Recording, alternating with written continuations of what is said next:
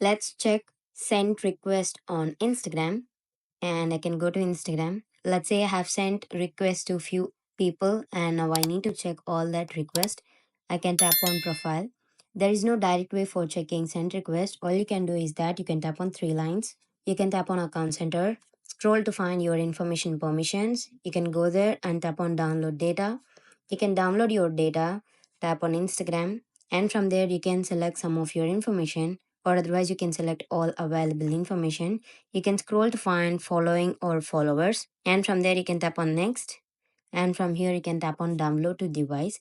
And let's say if you not got any of information regarding send request in this, you can tap on all available information which you could get from starting of your Instagram, which where you created.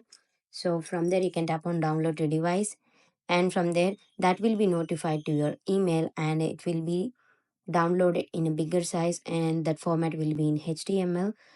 And if you tap on create files, that will be downloaded and you need to wait for a few more days. This is how you can check send request on Instagram. Thank you.